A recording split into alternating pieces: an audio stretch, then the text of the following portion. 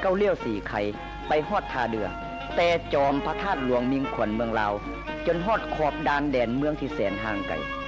บอนใดพนักงานทหารรัฐการและปวงชนลาวทั้งชาติก็ล้วนแต่ปรารถนาหาสิ่งที่ดีที่สุดงามที่สุดและหอมหวนที่สุดมาย่องประดับประดาในวันมหาสิริมงคลของชาติให้สะอาดโสมสีประดุจดังดารุณีหนุ่มเนา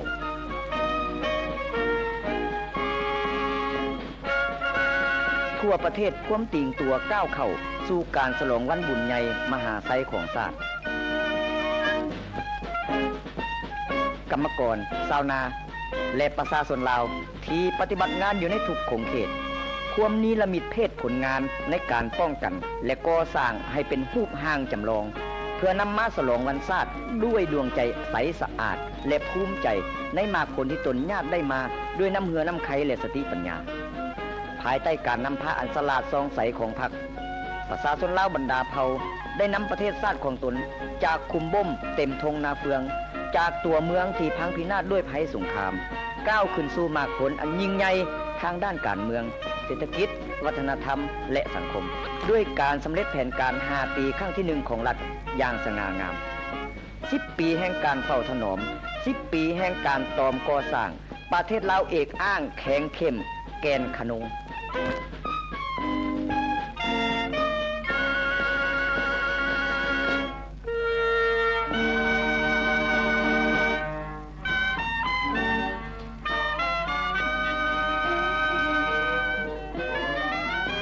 ที่เวียงจันทน์งานตลาดนัด4นครหลวงซึ่งรวมมี5ตัวเมืองคือเวียงจันทน์ฮานอยพนมเปญมอสโกและนครโฮจิมินห์ได้ไขขึ้นเนื่องในโอกาสเฉลิมฉลองวันชาติที่2ธันวาครบรอบ10ปี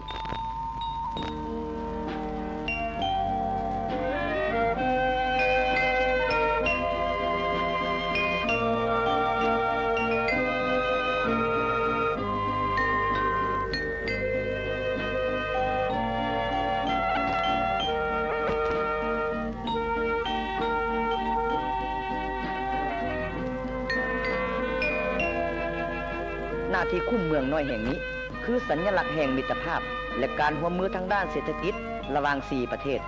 บรรดาแขกสากลและประชาชนพลเมืองลาวได้สมผลสำเร็จต่างๆทางด้านเศรษฐกิจวัฒนธรรมและสังคมของลาวที่บรรลุได้ใน10ปีที่ผ่านมา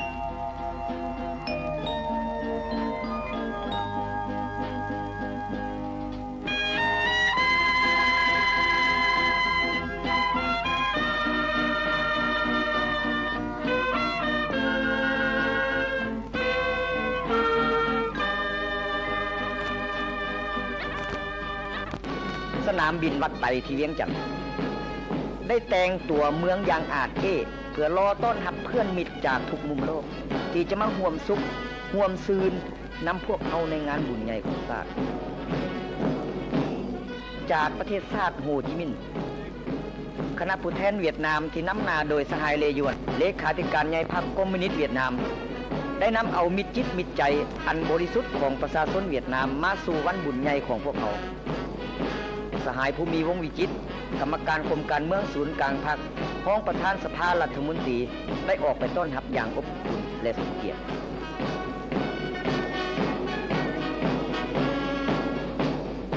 คณะผู้แทนกัมพูเชียซึ่งนำหน้าโดยสหายเฮงสำลินเลขาธิการใหญ่พรรคประชาชนปฏิวัติกัมพูเชียได้นำเอาน้ำจิตมิตรใจอันใสสะอาดจากดินแดนอังกอร์วัดมาสู่วันบุญแห่งชาติของพวกเราสหายศรีสมพรรอวันใส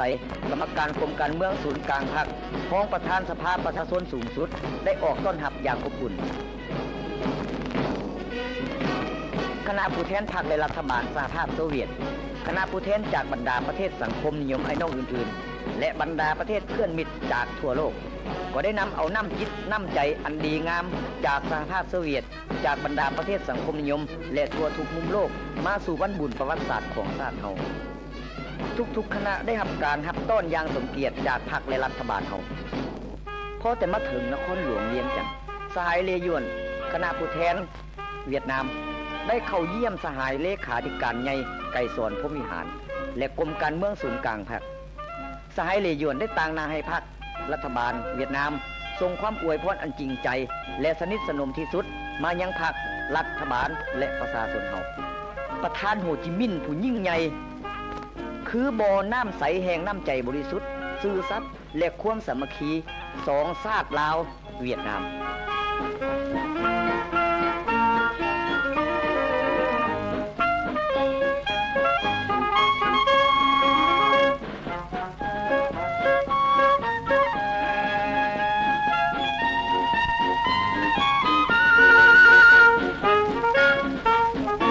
สหายเลขาธิการใหญ่เฮงสำลินก็ได้เข้าเยี่ยมยามและอวยพรสหายเลขาธิการใหญ่ไก่สวนผู้มีหารและกรมการเมืองศูนย์กลางพรรค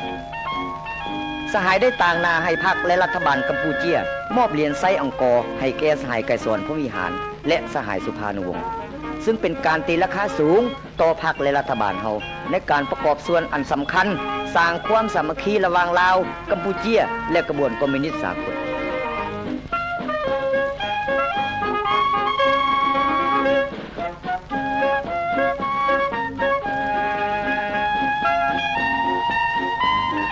สหายริอาปบจาคบเปโตรวิชกรรมการศูนย์กลางพรรคห้องประธานสภารัฐมนตรีแห่งสหภาพโซเวียตได้ส่งความอวยพรอันอบอุ่นที่สุดจากประเทศชาติเลนินผู้ยิ่งใหญ่ยั่งยืนถึงความสามัคคีมิตรภาพและการร่วมมือระหว่างลาวโซเวียตและยังได้มอบประติมากรรมกรรมกรฮักดาบหลอมเป็นหมากศพไถอันเป็นสัญลักษณ์แห่งความหักหอมสันติภาพพรรคและรัฐบาลโปโลยได้มอบเหรียญไซอันประเสริฐและสูงสุดให้แก่สหายไก่สอนผู้มีหารสหายสุภานุวงศ์และบรรดาผู้นำพรรคและรัฐบาลเฮา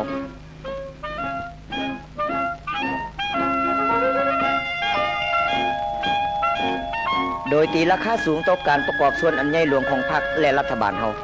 ในภารกิจคอมมิวนิสต์สากลพรรครัฐบาลแห่งสาธารณรัฐประชาธิปไตยเยอรมันได้มอบเหรียญไซกักมักให้แก่สหายไก่สอนผู้มีหาร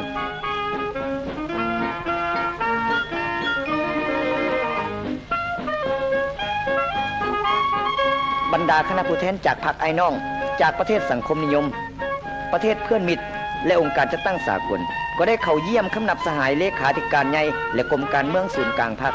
อวยพรด้วยความบริสุทธิ์ใจแก่วันชาติของพวกเขาครบรอบ10 ปี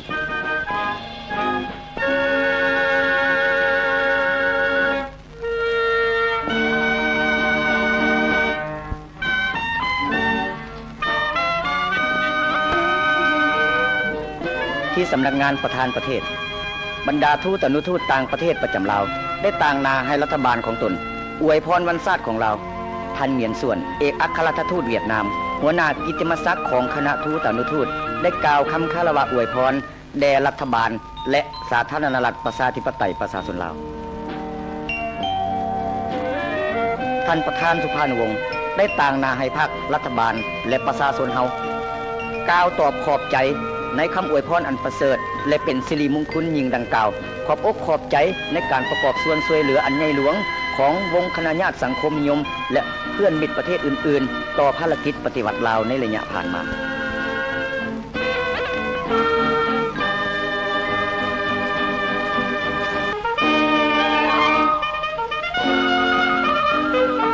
คณะผู้แทนวิรชนนักรบแข่งขันและคณะผู้แทนบรรดาเผ่าจากทั่วประเทศได้เข้าคำนับอวยพรสหายเลขาธิการใหญ่ไก่สอนผู้มีหารและกรมการเมืองศูนย์กลางพรรคเนื่องในโอกาสระลึกวันชาติที่2 ธันวาคมรอบ10 ปีและแสดงความเชื่อมั่นอย่างแห่งกล้าต่อการนำพาของพรรคและรัฐบาล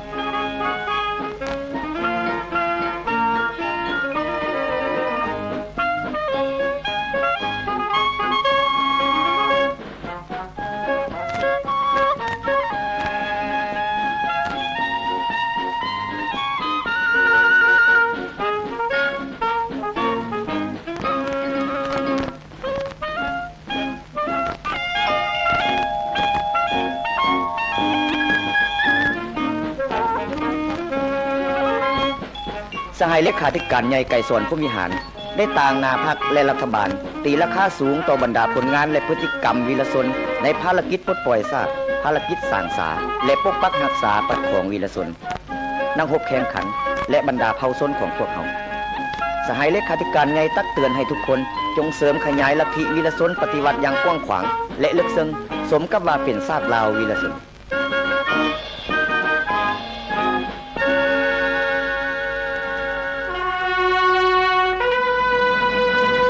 คณะผู้แทนพรรคสภาประชาชนสูงสุดสภารัฐมนตรีซึ่งนำหน้าโดยสหายเลขาธิการใหญ่ไกรสอนพรหมวิหารประธานสภารัฐมนตรี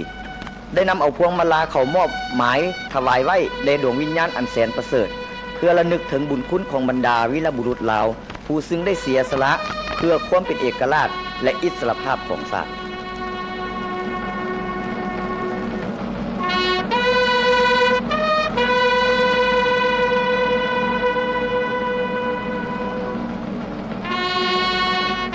คณะผู้แทนพรรคและรัฐบาลเวียดนามนำหน้าโดยสหายเลขาธิการใหญ่เลยวน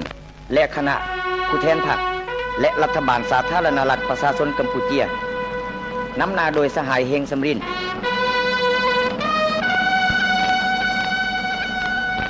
คณะผู้แทนพรรคและรัฐบาลสหภาพโซเวียตบรรดาประเทศสังคมนิยมและเพื่อนมิตรในทั่วโลกต่างก็ได้วางพวงมาลาแสดงความคารวะดวงวิญญาณของบรรดาวีรบุรุษลาวผู้ซึ่งเสียสละชีวิตเพื่อภารกิจเอกราชอิสรภาพของชาติเพื่อสันติภาพโลกและภารกิจสากลกรรมสิทธิ์ทัพประชาชนลาวชาวหนุ่มเยาวชนและพลเมืองลาวทุกส่วนหน้าทุกสั้นคนขอไว้อาลัยถึงดวงวิญญาณบรรดานักรบผู้เสียสละเพื่อเอกราชและอิสรภาพของชาติขอสืบทอดลัทธิวีรชนกู้ชาติของบรรดาวีรบุรุษด้วยลัทธิวีรชนปฏิวัติในสมัยก่อสร้างปวงชนลาวทั้งชาติจารึกบุญคุณของพวกสหายตลอดกาลนาน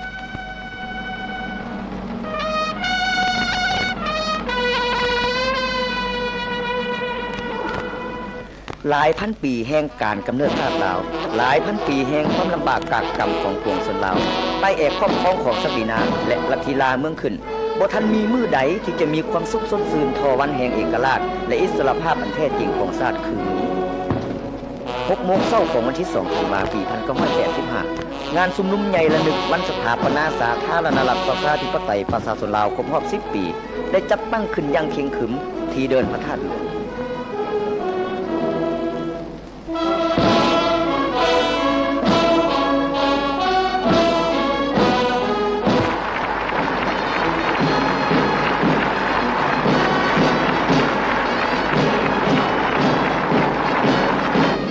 ท่านประธานสุภาณวงศ์กรรมการกรมการเมืองศูนย์กลางพรรคกล่าวสุนทรพจน์ไขวิธีวันบุญมหาไซดังกล่าวสหายไกรสอนพรหมวิหารเลขาธิการใหญ่คณะบริหารงานศูนย์กลางพรรคประธานสภารัฐมนตรีได้อ่านสุนทรพจน์มื้อนี้ในท่ามกลางบรรยากาศอันครึ้มครื่นเตรียมล้นไปด้วยช่วงพิธีสมซื่นนั้นสายได้ตีราคาสูงต่อบรรดาไซสนะอันใหญ่หลวงครอบด้านและนักแน่นในภารกิจปฏิบัติของทั่วพรรคทั่วกองทัพและทั่วปวงชนเฮาใน10 ปีที่ผ่านมาสรุปบรรดาผลงานที่ญาติมาได้ภายหลังการออกแห่งงานสังสาและปกปักรักษาประเทศชาติมาเป็นเวลา10 ปีสหายได้แสดงทัศนะและแนวทางการเมืองภายในและต่างประเทศของพรรคและรัฐบาลเฮาพร้อมกันนั้นสหายได้แสดงความขอบใจต่อการช่วยเหลืออันล้ำค่าของเพื่อนมิตรในทั่วโลกและเน้นนักถึงการเสริมสร้างความสามัคคีแบบสู้รบแบบพิเศษอันยิ่งใหญ่และการร่วมมือร่วมด้านระหว่าง3ชาติลาวเวียดนามกัมพูชาระหว่างลาวและสหภาพโซเวียตพร้อมทั้งบรรดาประเทศสังคมนิยมไอ้น้องให้มั่นคงขนงแกนตลอดกาลสร้างผลงานอันดีเด่นเพื่อคำรับอับตอดบรรบุญมหาไส้ของชาติพวกเฮานั้นอย่างสุดอกสุดใจข้าพเจ้าขอแสดงความคำนับและความสมเสยต่อแขกผู้มีเกียรติที่มาจากบรรดาประเทศไอ้น้องและเพื่อนมิตรเพื่อร่วมบุญนำพวกเฮาเพื่อมวลซืนนำประชาชนเฮาอย่างสุดอกสุดใจ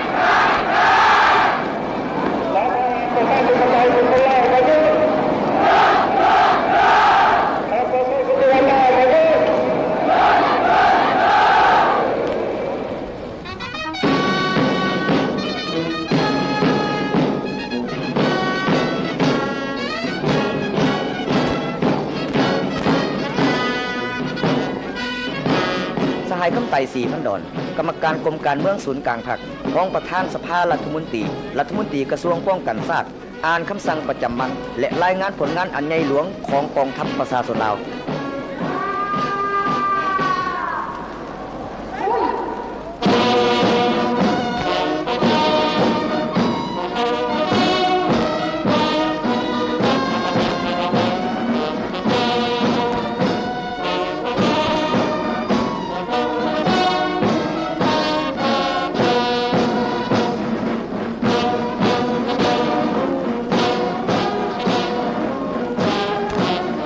ผืนทุ่งนี้คือวิญญาณชนะเลิศของกองทัพเฮาเลียนไส้แต่ละหน่วยเทิงผืนทุ่งนี้คือสัญลักษณ์แห่งผลงานสู่รบอันใหญ่หลวงของกองทัพประชาชนลาวมีค่าเท่ากับเอกราชอิสรภาพเสถียรภาพและสันติภาพอันถาวรของประเทศชาติคุณค่านั้นเป็นเนื้อแท้แม่นสัจธรรมที่เคลื่อนทัพออกหน้ากองทัพประชาชนลาวอยู่เสมอ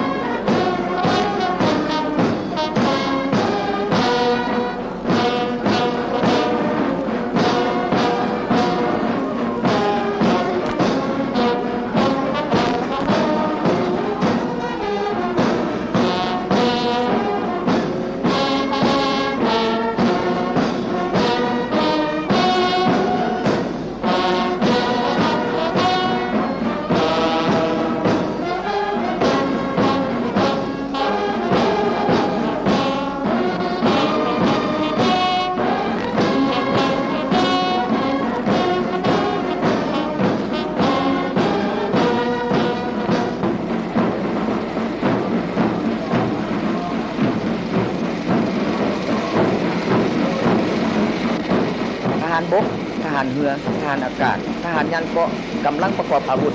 ตำรวจประชาชนบรรดากำลังประกอบอาวุธและเครื่องประกอบอาวุธยิงทรายแต่น้องน้อยเยาวชนจนพอดผู้เฒ่าผู้แก่สลาการล้วนแต่แม่นกำลังป้องกันชาติถึงเคยได้ตีชนะบรรดากองทหารหุกหันจากฟัสซิญี่ปุ่นจากคนทิลาเมืองคืนฝรั่งและจักรพรรดิอเมริกาในสงครามคู่ชาติพดปล่อยที่ตุกได้ประกอบส่วนอย่างใหญ่หลวงเข้าในการปกปักรักษาประเทศชาติใน10 ปีที่ผ่านมาด้วยกำลังอันเข้มแข็งแห่งกล้านี้พวกเขาจะสามารถปกปักรักษาประเทศชาติสังคมนิยมไว้ได้อย่างมั่นคง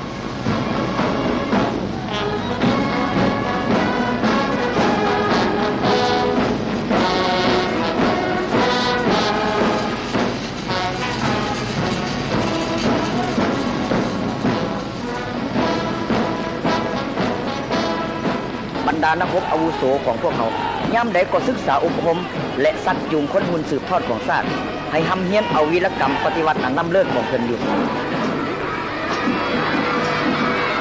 พวกหลานน้อยนอแหนงอันสวยงามของประเทศชาติก้มเดินตามห้อยบาทเข้าวิรชนของคนหุ่นก่อนเพื่อพาประเทศชาติก้าวไปสู่ความสมบูรณ์คุณสุดและมั่นคง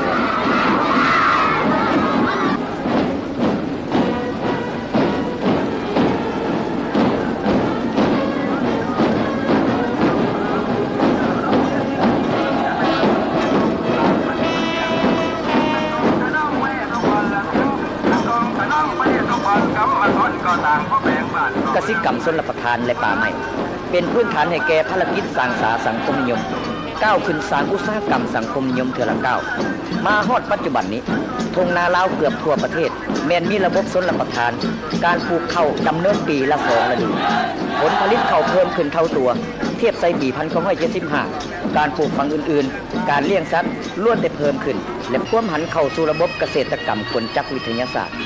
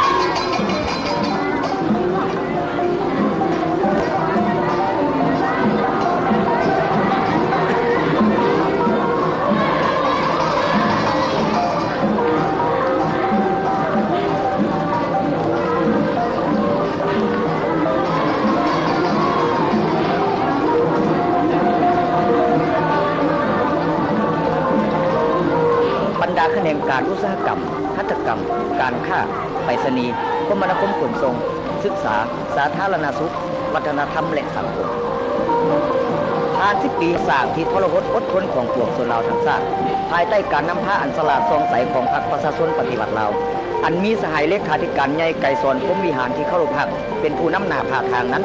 คะแนนการเหล่านี้ล้วนแต่เป็นบาทก้าวขยายตัวอย่างกระโดดขันดังได้สรุปไว้อย่างครบถ้วนในศูนย์ค้นพบของสหายเลขาธิการใหญ่ไกรสอนพรหมวิหารที่กล่าวในพิธีระลึกวันสถาปนาสาธารณรัฐประชาธิปไตยประชาชนลาวครบรอบ10 ปีในวันที่ 2 ธันวาคม ปี 1985 นี้ไสสนะอันใหญ่หลวงของการสร้างสาและปกปักรักษาประเทศชาติใน10 ปีที่ผ่านมาได้สั่งร่วมโดยสังเขปในการสวนสนามอันใหญ่หลวงอยู่งานฉลองวันชาติที่ 2 ธันวาคม ปีนี้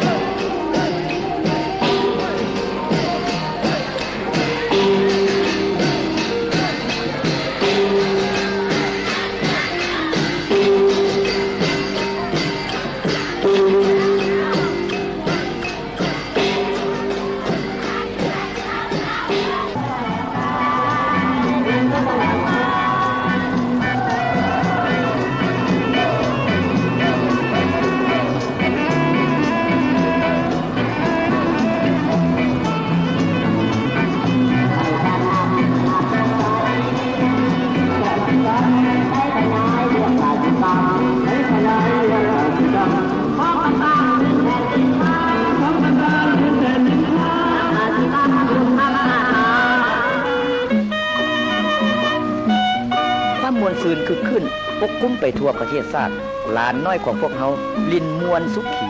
ดังสาลิกาสมฤดูบานใหม่10 ปีแห่งการก่อสร้าง10 ปีแห่งการปกปักรักษาระบบใหม่พรรคและรัฐบาลเฮายามใดก็เอาใจใส่หุ่นคนสืบทอดนี้ให้กายขยายตัวรอบด้าน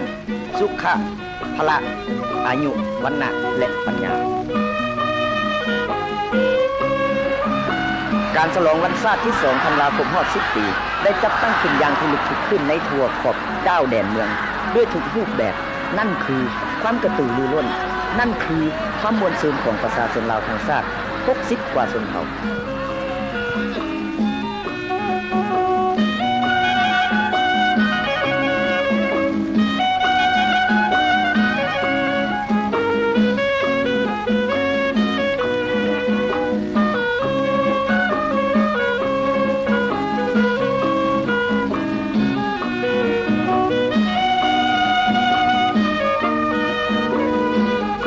ศตวรรษที่เวียงจันทน์ได้เป็นราชธานี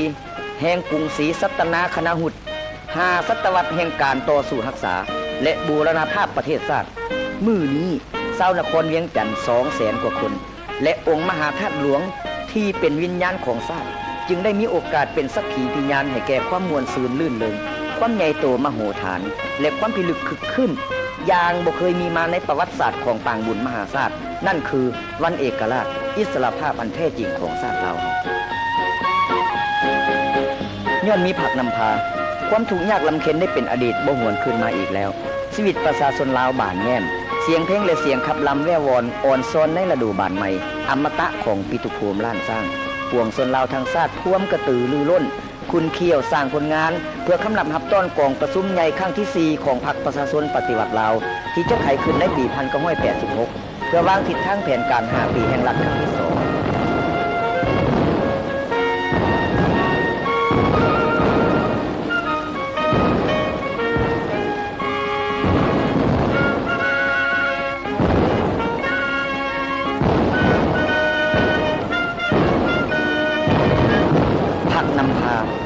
รัฐคุ้มครองประชาชนเป็นเจ้าความสุขและความนุ่มแน่นเจริญก้าวอยู่ลาวแน่นอน